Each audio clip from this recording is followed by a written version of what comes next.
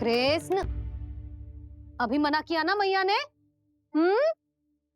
ये तो प्रभु को ही डांट रही है। सावधान जो फिर से मुंह में लिया तो।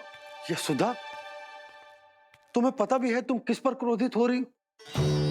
हाँ, अपने लल्ला पर। और किस पर? मेरे कहने का अर्थ ये है कि तुम्हें सच में पता भी है ये कौन है? स्वयं प्रभु ने मुझसे कहा है किसी और प्राणी को इसके बारे में भनक तक नहीं लगनी चाहिए, और रानी यशोदा को तो बिल्कुल नहीं, और रानी यशोदा को तो बिल्कुल नहीं, और रानी यशोदा को तो बिल्कुल नहीं।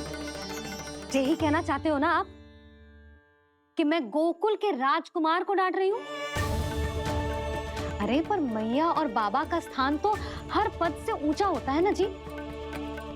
माँ और बाबा को तो अधिकार होता है ना प्रेम करने का भी और भूल पर डांटने का भी। बस यही बात आपको समझनी है बाबा, फिर सब पहले जैसा हो जाएगा। मैं समझता हूँ पर ये विचार के ये केवल हमारा पुत्र ना है, ये स्वयं नारायण का अवतार भी है। इसे अपने मन से निकाल ना पा रहा हूं मैं। ओहो, आपको समझाना तो मैया को संभालने से भी अधिक कठिन है बाबा। लल्ला, अरे लल्ला। जशोदा जी, आपने हमें नामकरण के लिए ना बुलायो। कोई बात ना है, लेकिन ये तो बताओ कि लल्ला का नाम क्या रखो है? हाँ भाभी, बताओ ना। हाँ जीजी, अब और प्रतीक्षा ना हो रही हमसे। इसका नाम रखो है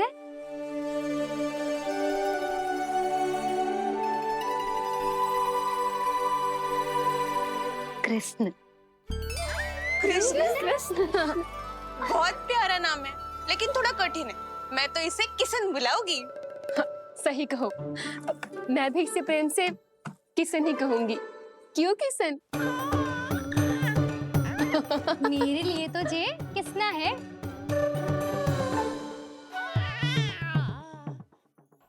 क्या कर रही हैं ये सब? बाबा, इन सब के लिए मैं केवल कृष्ण हूँ, भगवान नहीं। बस अब आप भी शीघ्र ही समझ जाओ ना ये। अरे तुम सब। हाँ हाँ, बुरा मुझे भी लग रहा है। जो सारी की सारी पहले ही दिन मेरे लल्ला का नाम बिगाड़ रही हैं। किंतु इसमें भी इन सब का प्रेम ही छुपा है, और हम सब तो प्रेम से भगवान को भी प्यारा सा नाम दे देते हैं, है ना? हाँ। सत्य तो ये है कि कृष्ण नाम बहुत अच्छा है, किंतु मैं भी अपने लल्ला को प्रेम का नाम देना चाहती हूँ। कान्हा बुलाऊंगी इसे, कान्हा बुलाऊंगी इसे, कान्हा बुलाऊंगी इसे।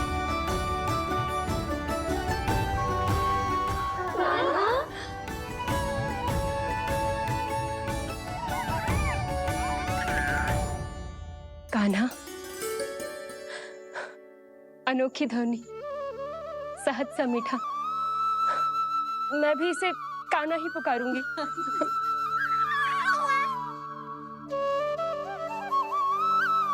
आप भी बुलाओ ना इसे।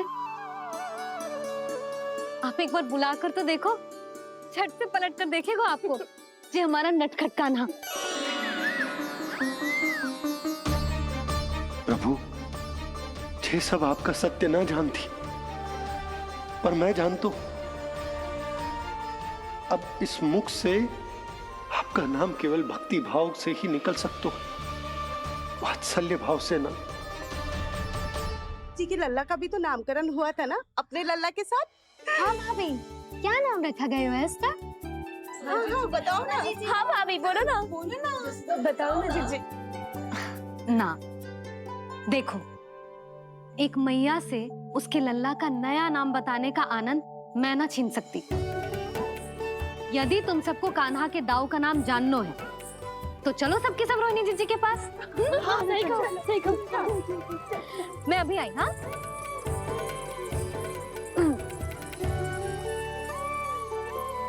सुनो जी, आप लल्ला को संभालो, मैं अभी आई। रोहिणी, मैं कैसे? ये प्रभु लल्ला। जी क्या मैं कर रहे हो? क्या हो गया आपको? मैं शीघ्र ही आ जाऊंगी। यशोदा, मुझसे दूर कब तक रहोगे बाबा?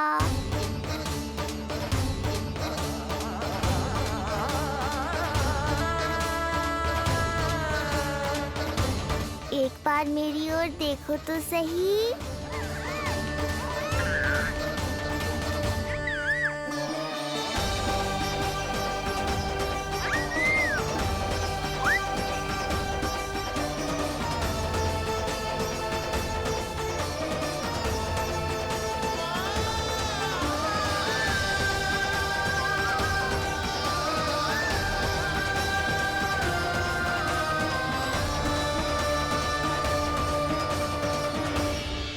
प्रभु, मुझे दुविधा में डालकर आप मुस्कुरा रहे हो। ये कैसी परीक्षा है?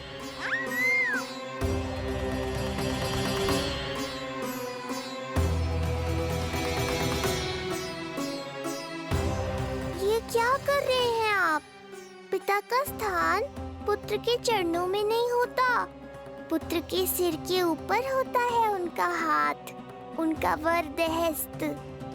प्रभु, आप चाहते हो कि मैं आपका सत्य यशोदा को ना बताऊं। यशोदा चाहती है कि मैं आपको लल्ला की तरह अपने गोद में उठाकर आपसे बातें करूं। मेरी आंखें चाहती हैं कि मैं आपको अपने इष्ट देव, अपने आराध्य के स्वरूप में देखूं। और मेरा हृदय चाहता है कि मैं आपको अपने पुत्र के स्वरूप में देखूं। अब आप ही बताओ प्रभु, अब मैं इस परिस्थिति में क्या करूं? मुझे कुछ समझ में ना आ रहा। आप ही का आश्रय है प्रभु। आप ही को सहायता करनी होगी। आप ही बताइए कि किस प्रकार एक भक्त अपने भगवान को अपने लल्ला के स्वरूप में देखे, उसे अपने हाथों में उठाए, उसे खिलाए, उसके साथ बातें करे, कैसे वो उसका लालन पालन करे अपने पुत्र के स्वरूप में। प्रभु, मुझे कुछ समझ में ना आ रहा। सहायता करो प्रभु। चिंता मत कीजिए बाबा, आपके सभी प्रश्नों का उत्तर शीघ्र ही मिलेगा आपको।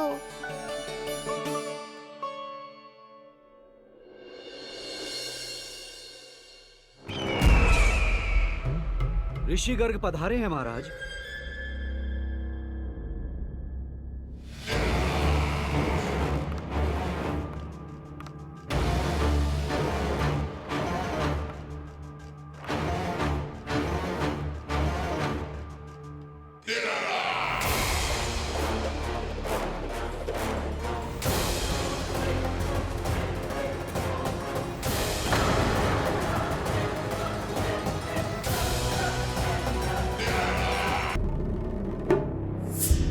तो महान मथुराधीश कंस के दरबार में ऐसे सम्मान होता है ऋषि मुनियों का?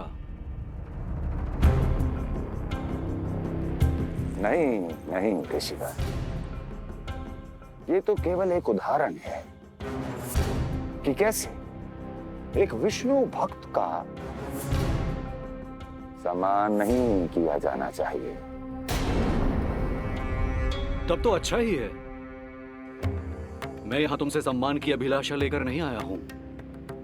मैं यहां देवकी और वसुदेव से भेंट की इच्छा लेकर आया हूं। क्यों?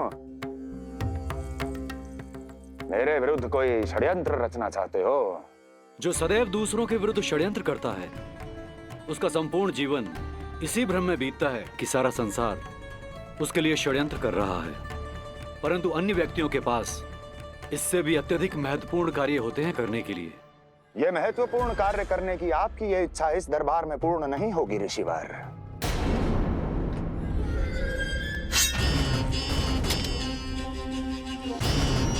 मैं आपको उन दोनों से भेंट करने की आज्ञा नहीं दूंगा। कैसे रोकोगे मुझे? कैसे? बड़ा ही विचित्र प्रश्न है, किंतु इसका उत्तर बड़ा ही सरल है ऋषिवर। जानते हैं मेरे दिन का आरंभ कैसे होता है? किसी ना किसी का संहार करके। और यदि एक संहार और हो जाएगा तो मुझे क्या अंतर पड़ेगा? स्वयं से एक प्रश्न पूछो कंस, स्वयं से एक प्रश्न पूछो कंस। मेरा संहार करने के लिए, मेरा संहार जिस संकल्प शक्ति की आवश्यकता है, संकल्प शक्ति की आवश्यकता वो है तुम में, वो है तुम में। कर पाओगे मेरा संहार? जिस संकल्प शक्ति की आवश्यकता है, जिस संकल्प शक्ति की आवश्यकता वो है तुम में, वो है। कर पाओगे मेरा संहार? कर पाओगे मेरा संकल्प शक्ति की आवश्यकता है, संकल्प शक्ति की आवश्यकता। बोलो कंस, बोलो। यदि मैंने श्राप दे दिया, यदि मैंने श्राप दे दिया, कौन सा कवच तो तुम्हारा उसे सत्य होने से रोक पाएगा? उसे सत्य होने से रोक पाएगा? बोलो कंस, बोलो। यदि मैंने श्राप दे दिया, यदि मैंने श्राप तुम्हारा कौन सा कवच तो तुम्हारा उसे सत्य होने से रोक पाएगा? उसे सत्य होने से रोक पाएगा? ऋषिवर, यदि आपके हृदय में स्वामी के विरुद्ध षड्यंत्र करने की इच्छा नहीं है तो महाराज भी आपको किसी से भेंट करने से रोकना नहीं चाहेंगे, है ना महाराज?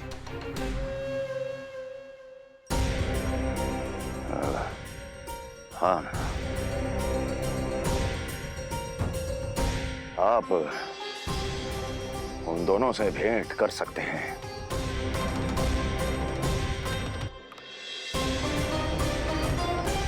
दुर्जन, इन सब पर दृष्टि रखो। अब सब कुछ सुनकर आना, सब कुछ, कुछ भी छूटना नहीं चाहिए। जाओ।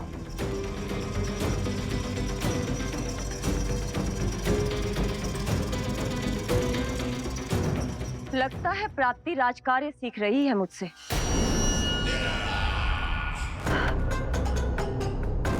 उचित समय पर सही सुझाव दिया तुमने प्राप्ति। अब आसानी से पता लग जाएगा कि ऋषिगर के यहाँ आने का वास्तविक कारण क्या है महाराज।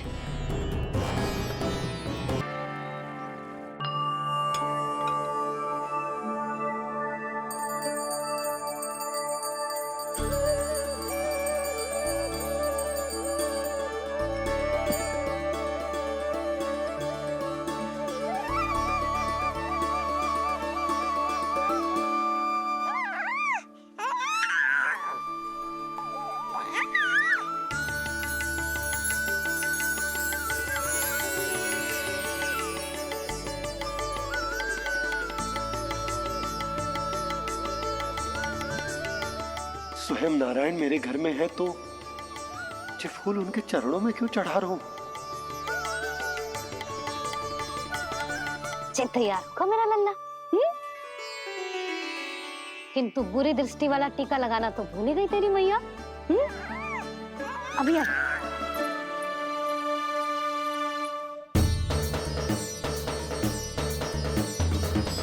ओहो, नहीं नहीं बाबा, ये मत करो। मैया आ रही है, उन्हें पता चल जाएगा।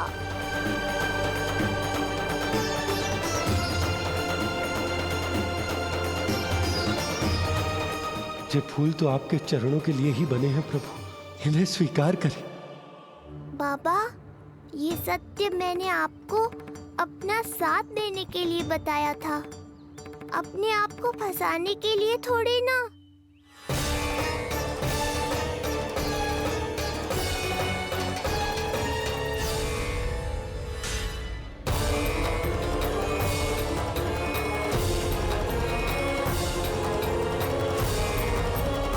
नारायण नारायण।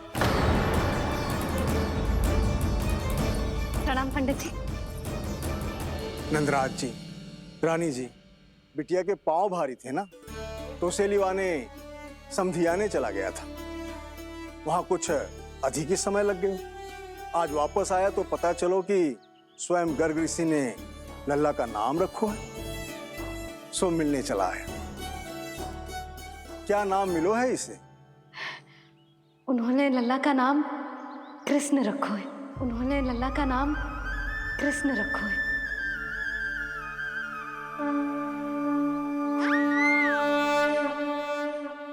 कृष्ण, आहा, उत्तम, अति उत्तम, बहुत मधुर नाम है। ऐसा लग तो है जैसे आप स्वयं श्री नारायण का नाम ले रहे हैं।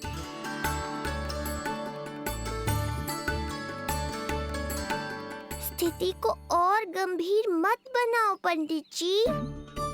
आपको तो बाबा के प्रश्नों का उत्तर देना है। एक बार मेरी ओर देख लो, आपको स्वयं ही पता चल जाएगा कि आपको इस समस्या को कैसे सुलझाना है।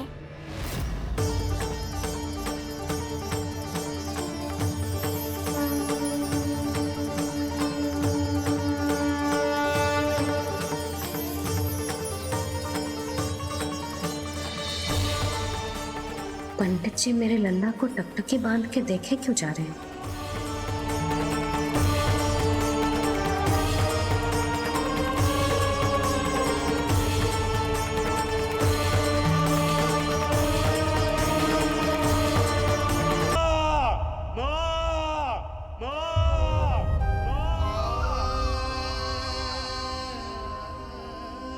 इस घटना से केवल नर और नारायण ही भावुक नहीं हो गए थे, बल्कि बैकुंठ में बैठे श्री हरि की आंखों में भी आंसू आ गए थे। ममता के लिए तरसने लगे थे वो। इसीलिए उनके इस अवतार का मुख्य उद्देश्य है मां की ममता का अनुभव करना। यही कारण है कि ये सत्य आपको रानी यशोदा से छुपाना ही होगा नंदराज। नहीं तो वो कृष्ण को मां की दृष्टि से नहीं, एक भक्त की दृष्टि से देखेंगी, और प्रभु जिस आनंद के लिए इतना कष्ट उठा रहे हैं उससे ही वंचित रह जाएंगे। बोलिए नंदराज, आप श्री नारायण के इस सत्य को गुप्त रखेंगे ना?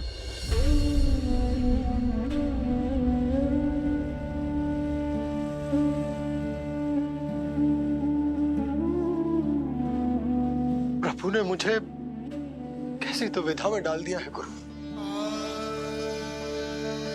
यशोदा से तो ये सत्य मैं छुपा भी लूंगा, परंतु स्वयं से कैसे छुपाऊंगा? नारायण मेरे घर में है तो ये फूल उनके चरणों में क्यों चढ़ा रहा हूं? नहीं नहीं बाबा, ये मत करो। मैया आ रही है, उन्हें पता चल जाएगा। नारायण मेरे घर में है तो ये फूल उनके चरणों में क्यों चढ़ा रहा हूं? नहीं नहीं बाबा, ये मत करो। मैया आ रही है, उन्हें पता चल जाएगा। स्थिति को और गंभीर मत बनाओ पंडित जी। आपको तो बाबा के प्रश्नों का उत्तर देना है। एक बार मेरी ओर देख लो, आपको स्वयं ही पता चल जाएगा कि आपको इस समस्या को कैसे सुलझाना है।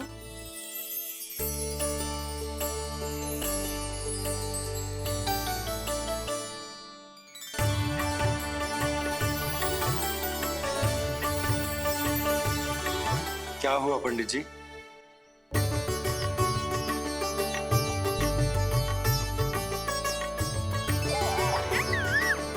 बधाई हो लल्ला, इतना प्यारा नाम मिलो है तुम्हें। नंदराज जी,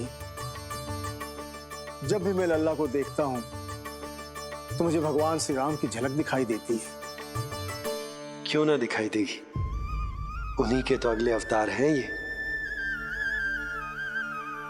कभी कभी तो मन में विचार आता है कि एक वो भी समय था जब भगवान इस धरती पर अवतार लेते थे और हम मानव के बीच में घूमते फिरते खाते पीते थे और अपनी लीला दिखाते थे। मुझे तो लगता है पंडित जी कि कितने भाग्यवान थे महाराज जनक और महारानी सुनैना। उन्होंने माता सीता को जन्म न दियो और महारानी कैकई जिन्होंने प्रभु राम को जन्म न दियो, फिर भी उनके पालन पोषण का सौभाग्य प्राप्त हुआ उन्हें। कल्पना करो पंडित जी, कितने पुण्य अर्जित किए होंगे उन्होंने पिछले जन्म में, कितनी तपस्या की होगी कि जिनकी गोद में सारा संसार है वो श्री नारायण और माता लक्ष्मी उनकी गोद में खेले।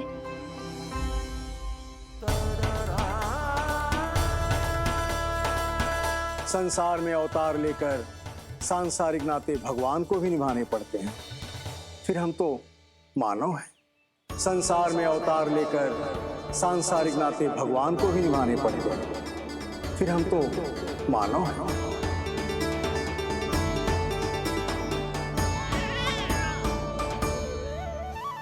जो हो रहा है और जो भी होता है सब उनकी ही इच्छा से होता है नंदराज, इसलिए आगे का मार्ग भी वही दिखाएंगे।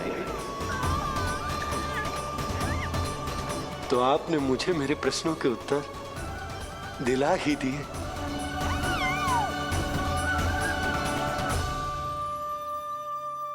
मैं भी क्या क्या बातें करने लगा। लगता है नाना बनने की प्रसन्नता का प्रभाव है जी। हमारी बिटिया को लक्ष्मी हुई है ना। बधाई हो पंडित जी, बहुत बहुत बधाई हो। मैं मैया और उसकी बिटिया से अवश्य मिलने आऊंगी। बधाई हो पंडित जी। अब मुझे आज्ञा दीजिए, वैद्य जी से कुछ औषधियां लेनी है मुझे। नारायण नारायण।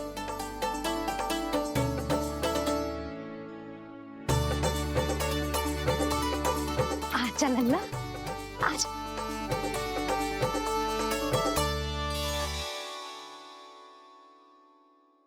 ठीक है। सुनो जी, तनिक कान्हा को संभालो, मैं यूं गई और यूं आई।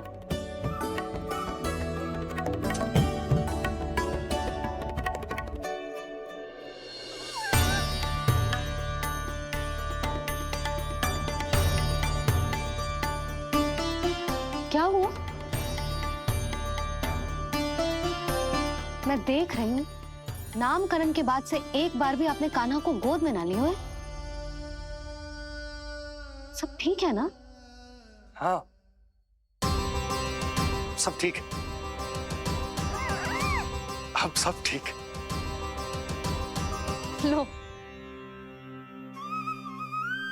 मेरा लल्ला।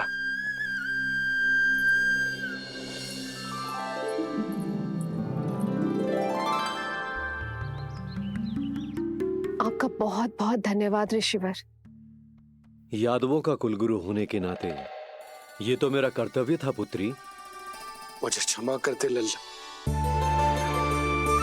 कुछ समय के लिए मैं अपने कर्तव्य से भटक गया था। सब कुछ पूरे विधि विधान से संपन्न हुआ है।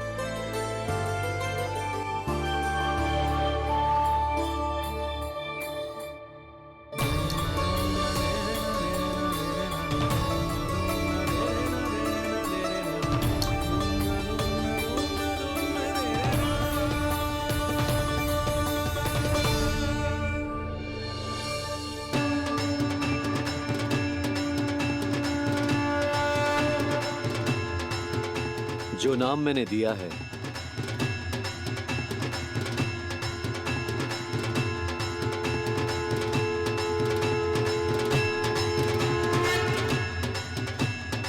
आप मुझे क्षमा कर दो बाबा, मैंने आपको इतनी दुविधा में डाल दिया।